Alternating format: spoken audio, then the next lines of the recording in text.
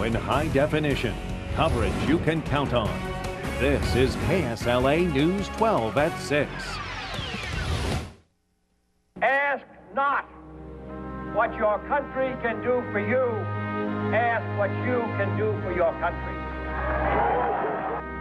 His rendezvous with grim destiny begins a little after noon. He is 6 minutes away. In a warehouse, a sniper with a rifle poised. From Dallas, Texas, the flash, apparently official, President Kennedy died at 1 p.m. Central Standard Time.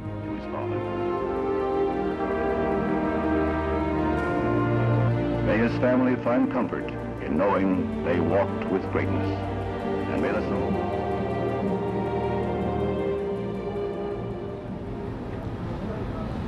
Flags flying at half-staff here in Dallas and all across the country. Today is one of the most important days in American history. 50 years ago today, our 35th President of the United States, John F. Kennedy, was assassinated. And tonight, we are proud to be here, and thank you for joining us live for our special coverage on KSLA News 12 at 6. I'm Domonique. Benn. We are live in Dealey Plaza in downtown Dallas. We're actually standing on the grassy knoll where 6 hours later people continue to crowd this area, just taking it all in. We are actually taking a look back at what happened 50 years ago. It was November 22nd, 1963. Crowds of excited people lined the streets and waved to the Kennedys. The car turned off Main Street at Dealey Plaza around 12:30 p.m. As it was passing the Texas School Depository, gunfire echoed in the plaza. Bullets struck the president's neck and head, and he slumped over toward Mrs. Kennedy.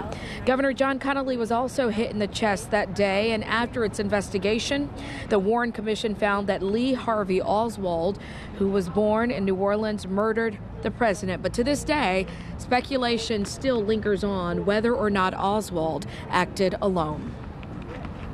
And the presidency really that ended in Dallas a half century ago lasted 34 months, 34 short months, hardly enough time to really make a mark John F. Kennedy had planned. I am today announcing my candidacy for the presidency of the United States. But he wrestled with the history's most dire nuclear crisis and racial tensions. There were setbacks and achievements. Historians and Americans to this day rank Kennedy in high standing as some of America's best presidents like Abraham Lincoln and Franklin D. Roosevelt.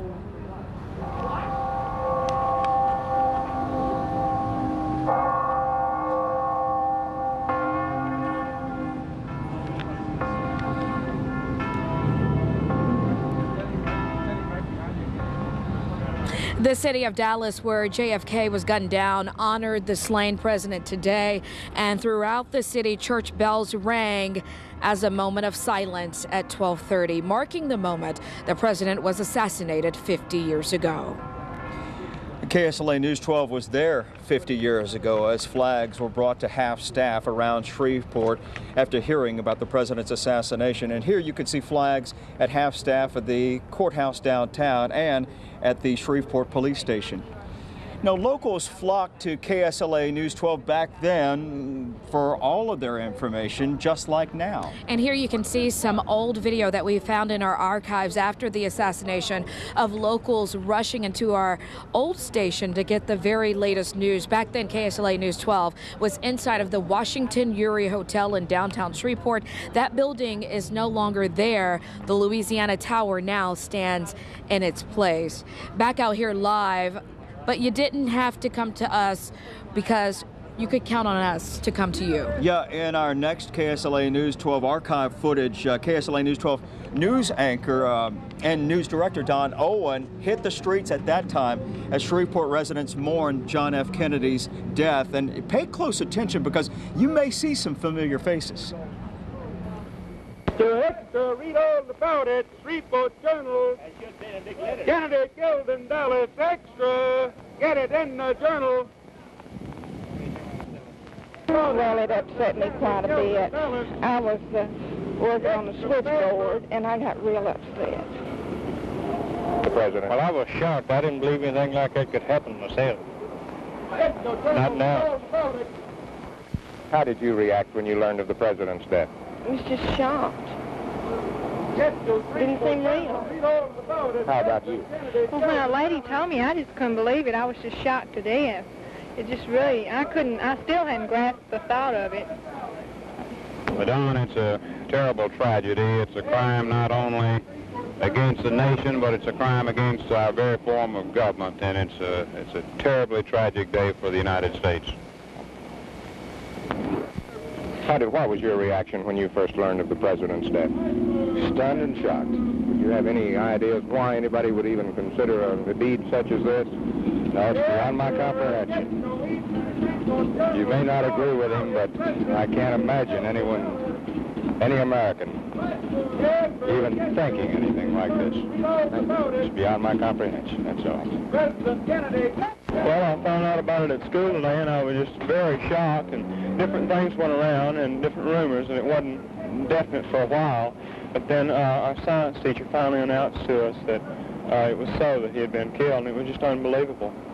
What was the reaction of most of the students? Well, some people more or less made fun of it and carried on, but most of them were solemn and shocked, and it certainly was tragic and meant something to them. Well, regardless of your political views, I think it's a horrible thing. It is simply something that cannot be understood or condoned by anybody. In that story, you saw some prominent figures in Shreveport at the time. Former Mayor of Shreveport, James Gardner, and Shreveport Journal president and publisher Douglas Attaway, Jr. Did you see anyone else in that clip that looked familiar? Tell us. We've posted some pictures on our website at KSLA.com. You can tell us who you know that are there on the website right now. KSLA News 12, of course, is coverage you can click on. Now, we want to show you some more video right now, if we can, from our KSLA News 12 archives. You can see here all businesses in Shreveport were closed for 2 hours during John F. Kennedy's funeral on November 25th from 11 a.m. until 1 p.m. 50 years ago, here in Dealey Plaza in Dallas, Texas, parade goers packed this area where we're standing right now when they witnessed the unthinkable. Moments after President John F. Kennedy was assassinated, it seemed as if time stood still.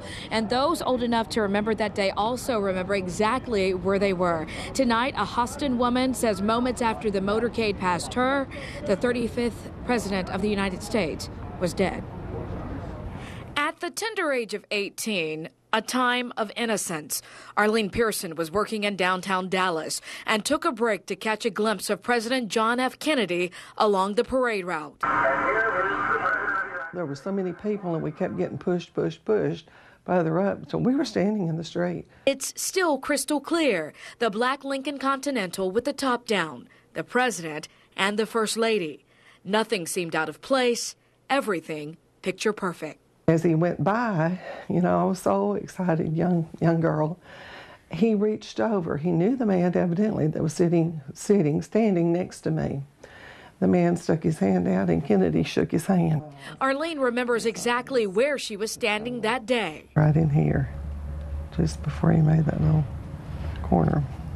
It was on Main Street right before the motorcade turned onto Elm. And before she knew it, the man who flashed a big smile at her, the man who seconds before was just a reach away, the president was dead. I cried. I was upset. Everybody around me was crying, pushing, was all trying to get somewhere because we didn't know where the shooter was. The mood changed instantly. The chaos seemed unshakable. And for many who witnessed history that day, 50 years ago, the tragic events are everlasting. When you get to be my age, 9/11, it's an event that you will never forget, right? Wow. So that's why you'll never forget what you saw and heard that day. You will never forget. Arlene, now living in the Arklay, Texas, come back to this very spot of Dealey Plaza many times, a history buff herself. She's even traveled to Cape Cod to visit the JFK Hyannis Museum, which is near the Kennedy family compound. So many people remembering those memories that long time ago. Well, we have so much more live from Dealey Plaza here in Dallas, Texas, coming up on KSLA News 12 at 6. And later on, we're going to talk to one woman whose father, Domonique, was part of the Secret Service detail here in Dallas 50 years ago. But right now we're going to send it back in the studio to Jeff Farrell for a look at the top stories. Jeff. Thanks, Pat and Dominique. Now let's take a look at some of your top stories. A Shreveport pastor was expected to be arraigned in federal court today. That's according to the FBI. Pastor Andre Lewis was arrested yesterday at his home on Snowden Avenue. He's been charged with transporting a child across state lines with intent to engage in sexual acts. A detention hearing is scheduled for Monday at 10:30. All new at 6, Bossier City police say this man deposited more than $200,000 of his employer's money into his personal bank account. 47-year-old DeMar Crozier Watson worked as an office manager at a home health business in Shreveport. He's charged with felony theft and booked at the Bossier Maximum Security Facility.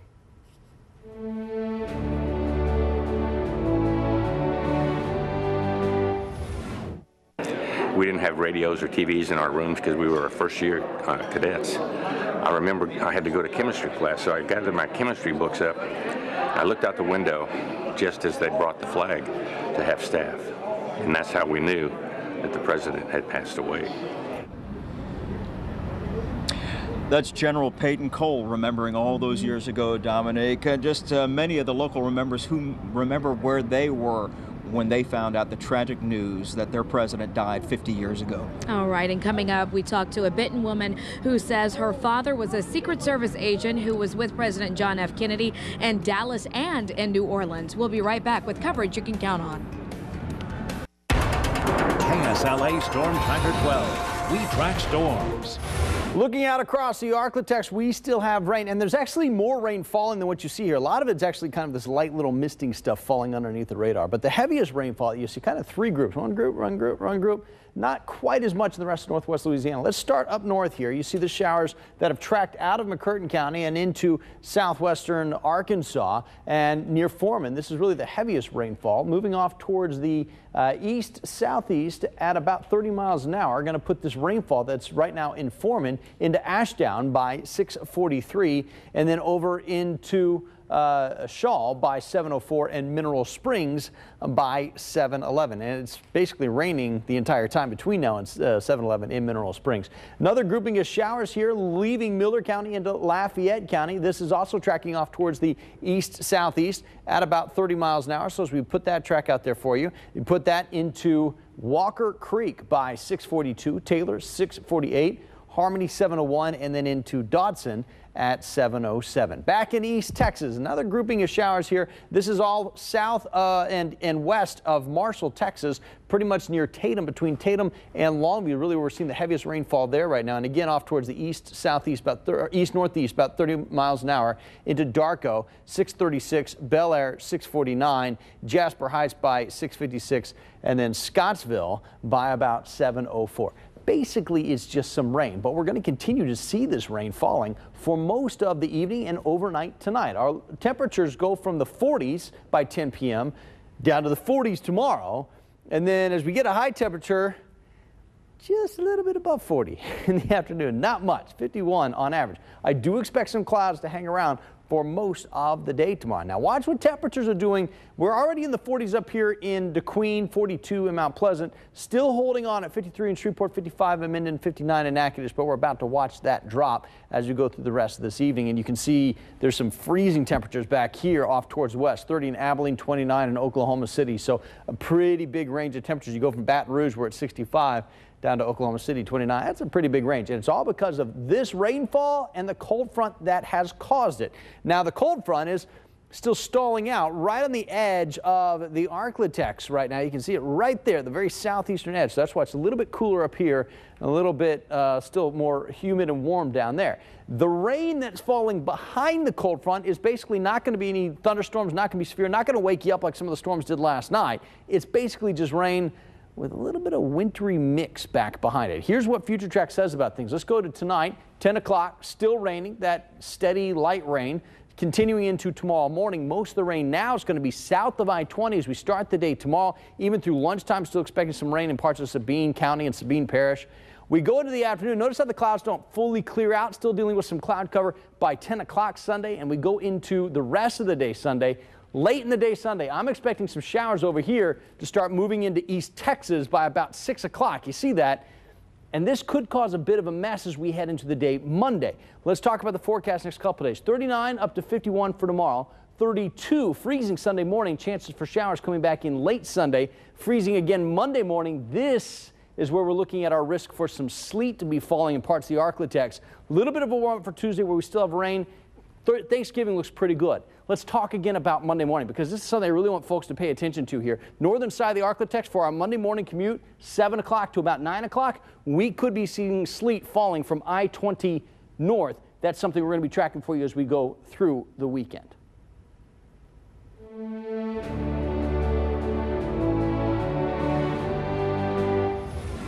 I was stunned, of course, being, you know, say 11, 12 years old. You really don't know the full impact, but I started crying because I just thought he was a wonderful president.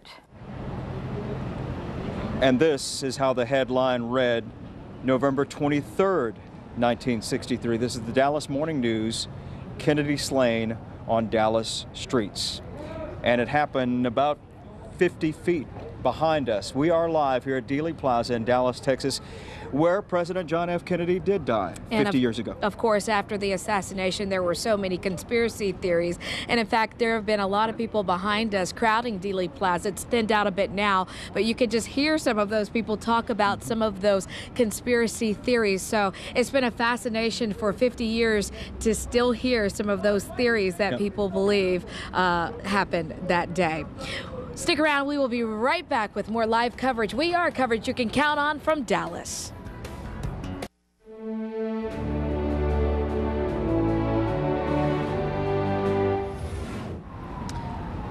Thanks for staying with us for our special coverage marking 50 years since America's 35th President John F. Kennedy was assassinated. And we're live here in Dealey Plaza in Dallas, Texas, along the route where that fatal shooting happened all those years ago. And one of the Secret Service agents who was here working detail in Dallas on that day has ties to the Arklatex. In fact, he was willing to give his life for his president before that fateful day. I'm particularly glad that you're here. New Orleans, May 1962.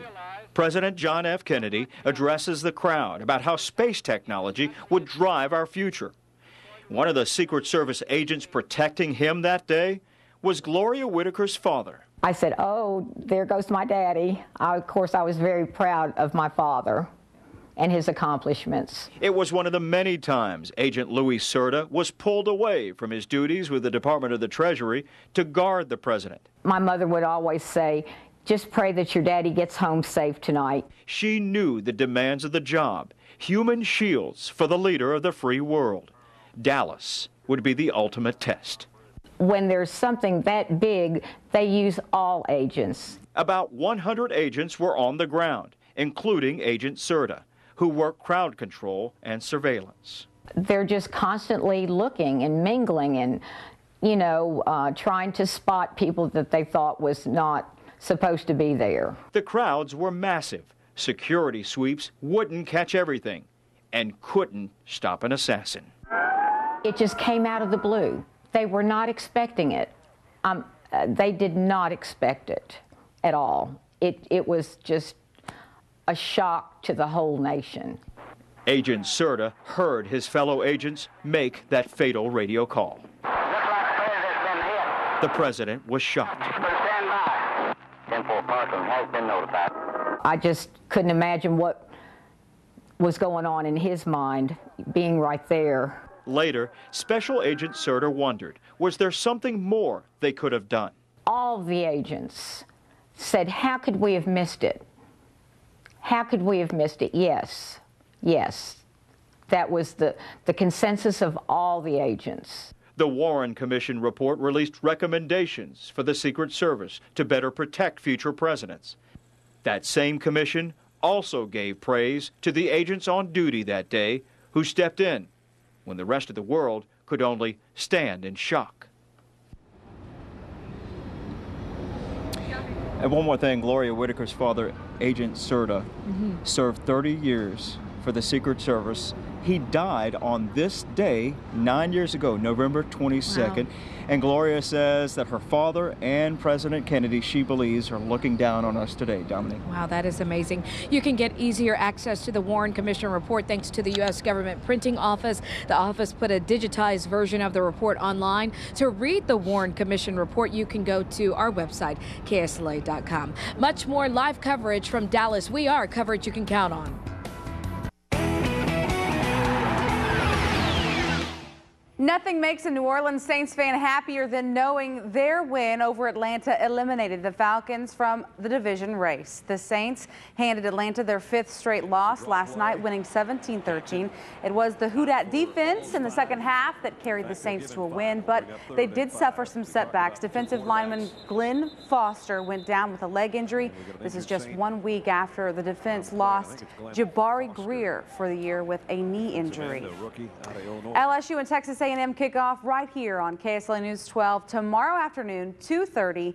The 22nd ranked Tigers will face Johnny Manziel in what could be one of his final games as a college quarterback. Manziel said he will decide on his NFL future before the bowl game. Once again, I sat down with my friend Tim Brando to get his thoughts on the game and why he thinks a win is critical for LSU. This is as important a game for Les Miles and his staff as they've had all year, because, Adria, I really believe this. I felt, and I think a lot of other so-called pundits of college football felt, that 9-3 was about where LSU would be this year. That's, given the losses they had on defense, the changes they were making on offense, was a legitimate record for them. I mean, you don't lose 10 guys to the NFL that are leaving early and not take a hit. You just do. But for them to be 9-3, they've got to win this game. And they've got to win the Arkansas game on the Friday after Thanksgiving. If they do that and get to a decent-sized New Year's-esque bowl and get to that nice double-digit 10-win number, which is where they were after they lost to Clemson last year, then it's sort of business as usual. LSU's stature within the college football landscape is maintained. If they lose this game, then the standard that's been created by Coach Miles takes a little bit of a hit. Brando says his favorites for this week, Texas A&M and Missouri. There are still some favorites on the football field for our area high school football teams as they get into week 2 of playoffs. You are looking live at our cold and soggy game of the week where Archbishop Shaw faces Byrd tonight in the Yellow Jackets' first Division I playoff game. Byrd is now playing in a new playoff bracket this year. Don't forget to tune in to our End Zone show starting 10:15 tonight for week 2 of playoff football. And BIPC Classic basketball tournament underway this afternoon in Bossier Parish. Southern University taking on Louisiana Northwest Cavs. First half, Southern with the double-digit lead. Mark Gray adds it with that jumper there at the free throw line. Later on, Jags running the break. They kick it out to Donald Francis from the arc. Three-pointer swishes the net. Jags begin to pull away at the half. They would go on to win easy 78-47. We'll be right back.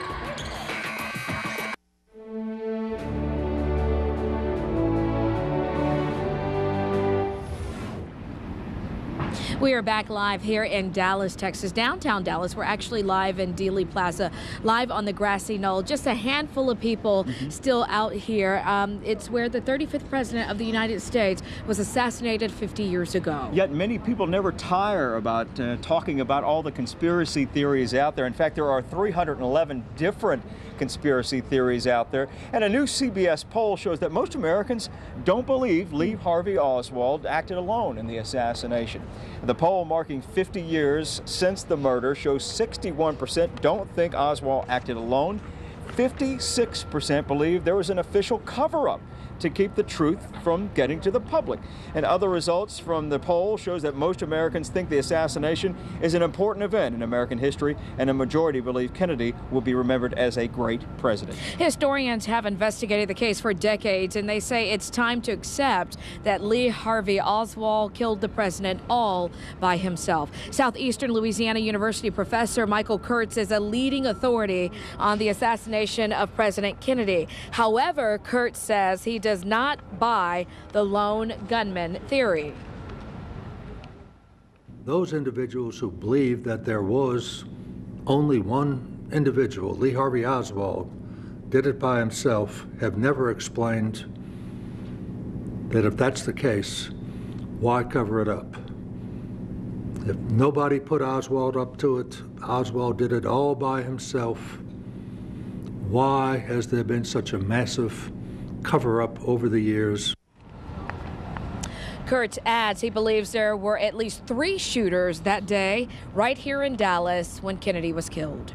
And while we're talking about conspiracies tonight, KSLA News host Fred Childers visits Eunice, Louisiana, and the story of a woman called Rose who is involved in one of those theories.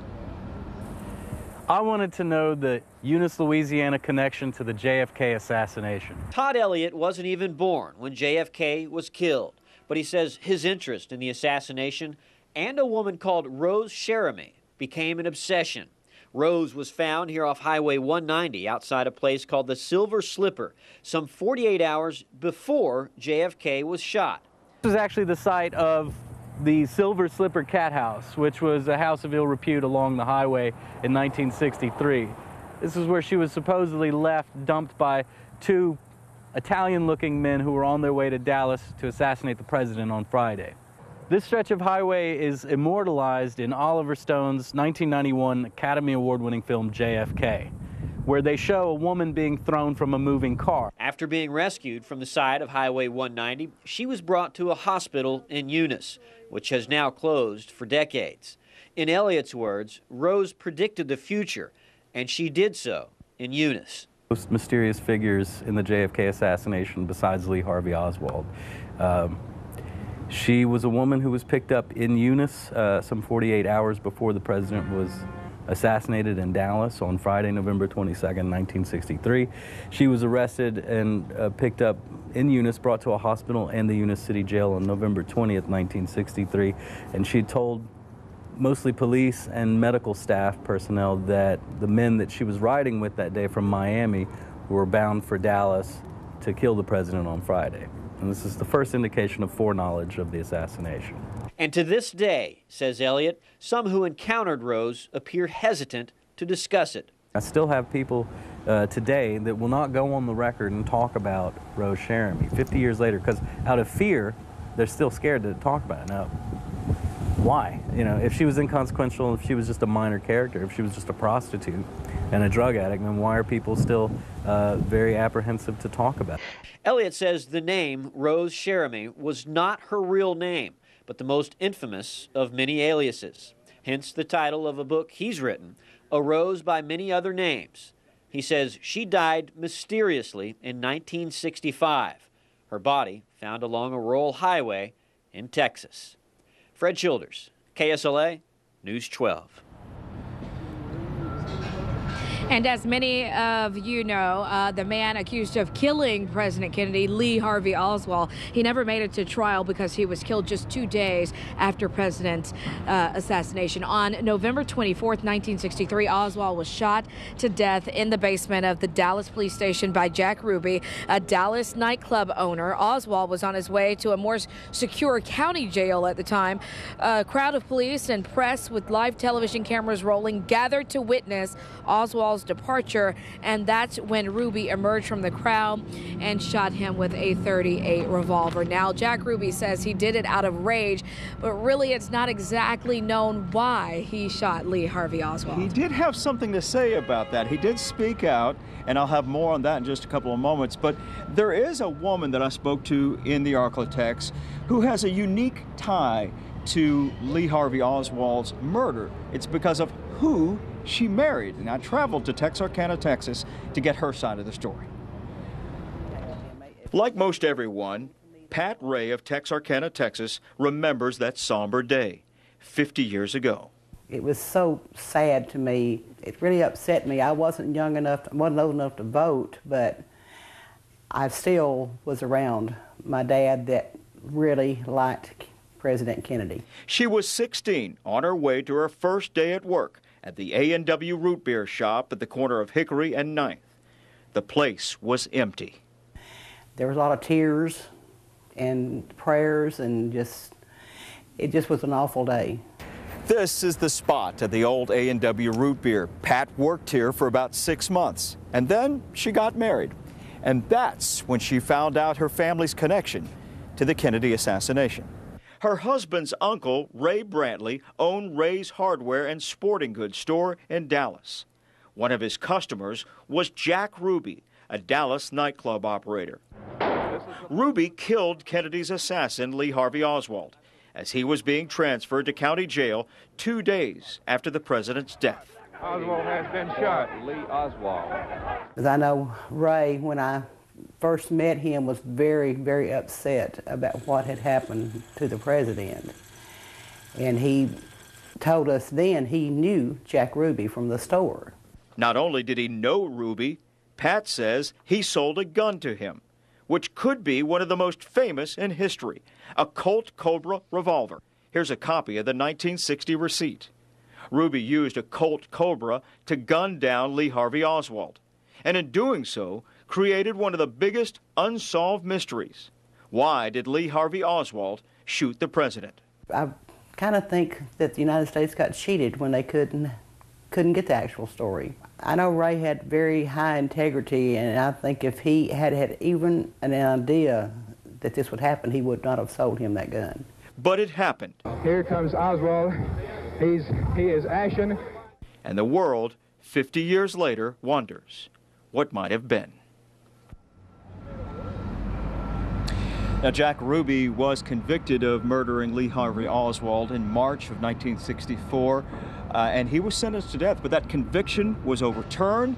He was later set to be retried, but he died before then in 1967 of lung cancer. Now, Jack Ruby says that he killed Oswald because he was upset over the president's death, and also because he didn't want Jackie Kennedy to endure Oswald's trial. Wow. Much more coming up from Dallas, Texas. We are live in Dealey Plaza. We are coverage you can count on.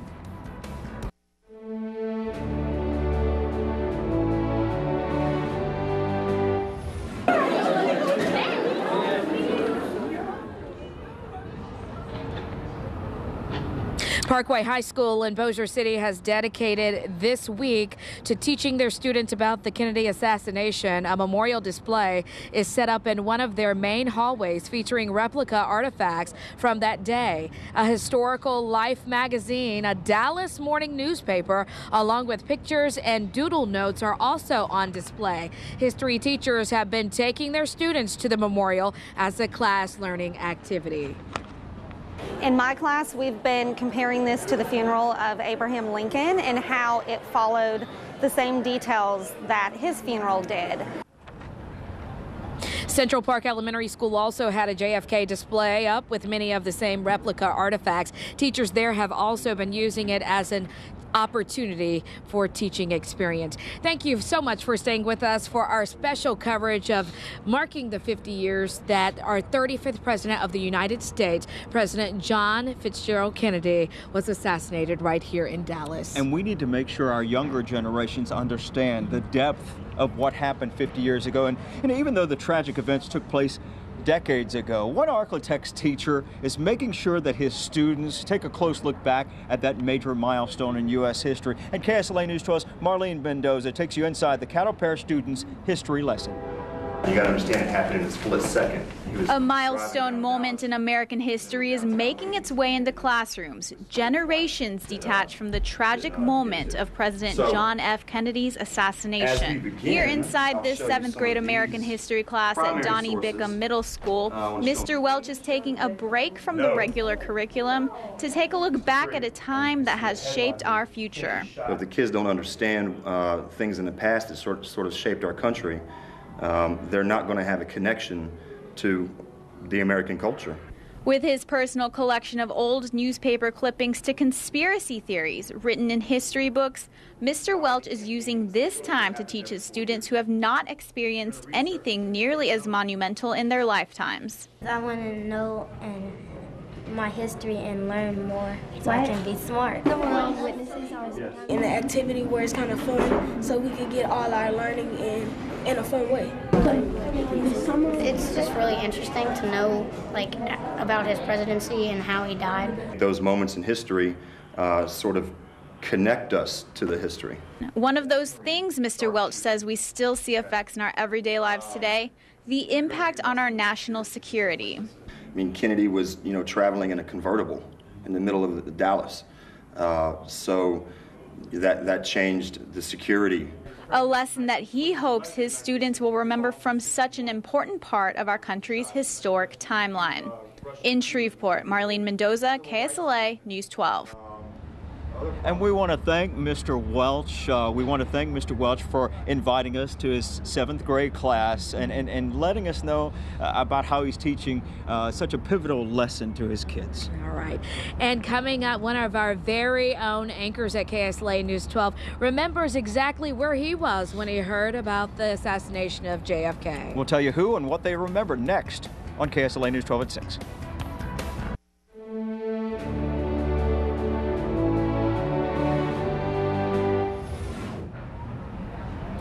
Thanks for watching our coverage live from Dallas, Texas, marking 50 years since the assassination of a man that many people thought was one of America's greatest presidents.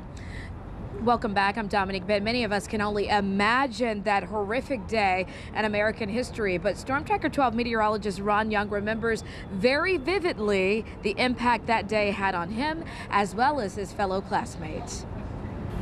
Most people who were living at that time never will forget it. It's burned in my memory. There's no way you can escape knowing about it. I was in study hall, I think it was 9th grade, Arkansas High School in Texarkana. The president has been shot. I think the real stinger to all of it was when people just started screaming and wailing, and I looked outside and they were drawing the flag down to half staff. We knew then the president had died. Around the world, disbelief was the first reaction. And to me, that was the beginning of the loss of innocence in the United States of America. And Ron also mentioned at that moment he knew that he wanted to do something very important with his life, so important that it would be something that would help other people. And whether you were there or you've just been following all these years, we've been hearing so many great stories from you. We want to hear even more. You can share your thoughts on JFK's legacy. You can find us on Facebook and Twitter. Use the hashtag KSLAJFK50. We'll have much more to come. Our special broadcast live from Dealey Plaza, 50 years later, remembering JFK. Next.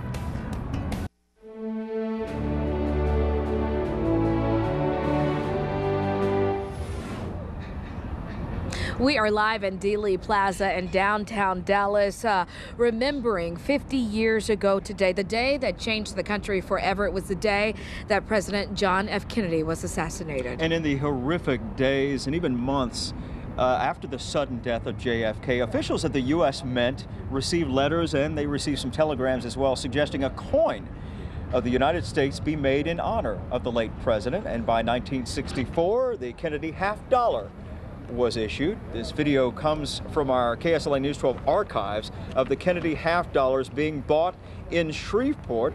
They're brought in Shreveport at that time. And remember, you can see all of our KSLA News 12 archive footage in the days after the assassination on our website at KSLA.com. And also a wristwatch that's believed to have been used to declare the time of President John F. Kennedy's death is going on the auction block in New York City.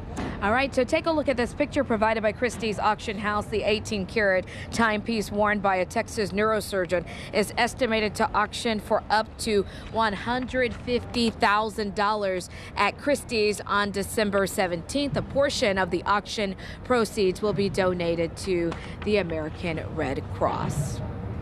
If you have any type of JFK memorabilia that you want us to see, just email it to sendit@ksla.com. Don't forget to share your memories on our Facebook and our Twitter pages. Use the hashtag KSLAJFK50.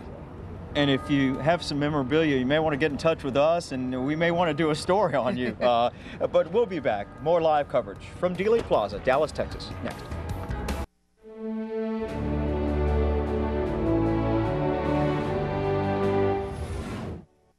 Just overwhelming sadness that something like that could happen to a man just in the very prime, not only of his life, but of his early in his presidency.